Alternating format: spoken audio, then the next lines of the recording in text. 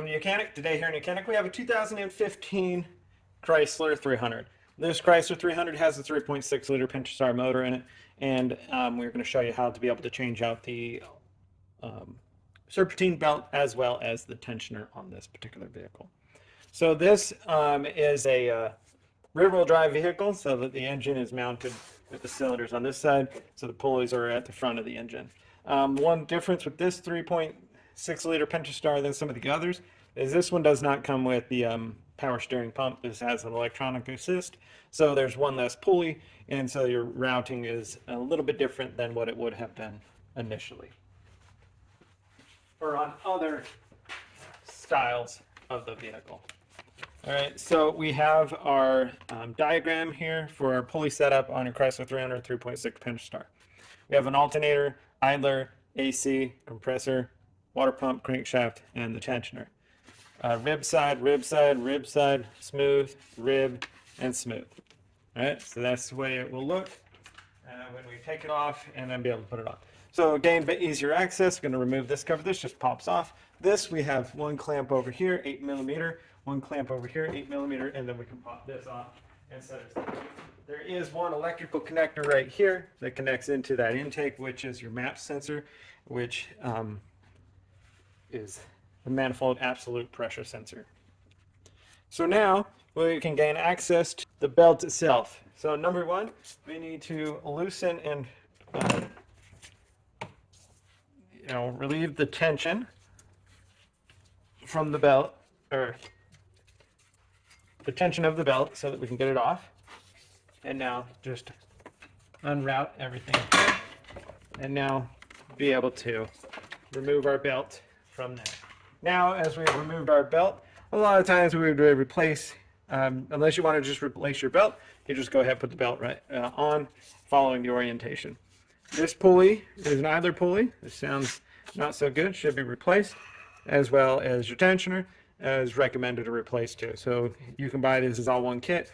Get your tensioner, idler pulley, tensioner as all one kit with the belt, and replace it all at one time. You need a size 16 down there to undo that. And this is the bolt to remove our tensioner itself.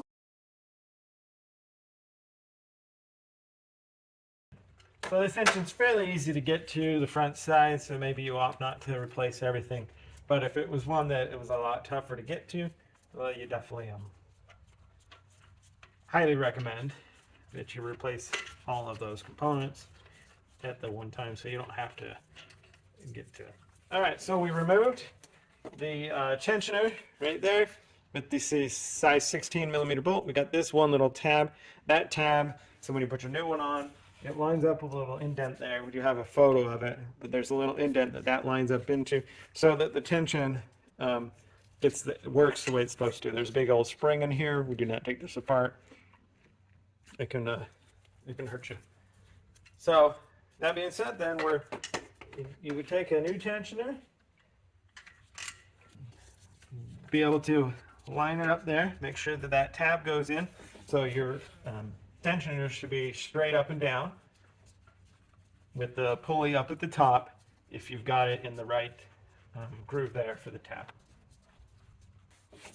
Okay, now go ahead and tighten this bolt.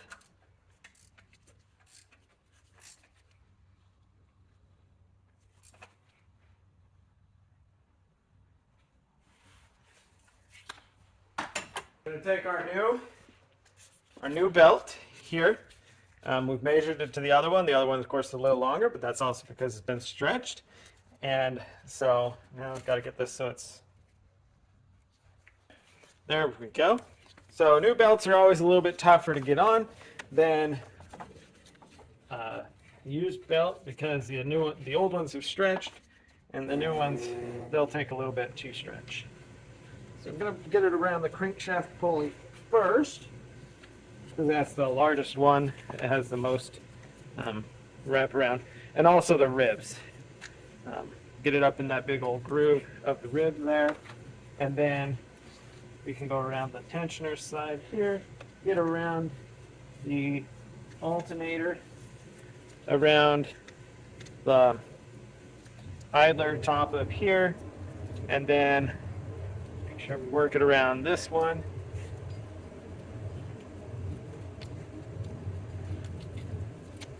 There we go. And so now we will loosen the tension and then be able to work this up through. Using a 3/8 drive ratchet is what we're using to relieve the tension off there. They do make specific wrench, or it's a bar with a 3/8 size square head on it. So if you got a ratchet or even a breaker bar, you can just use that. So now we release the tension and then be able to get our belt to go up in there and wrap around there. And then, so it's always a good idea, you get your belt around all of the pulleys with the ridges, and then, or the ridges, the ribs in it, and then leave the last one with a good smooth one like this to slide that belt over it.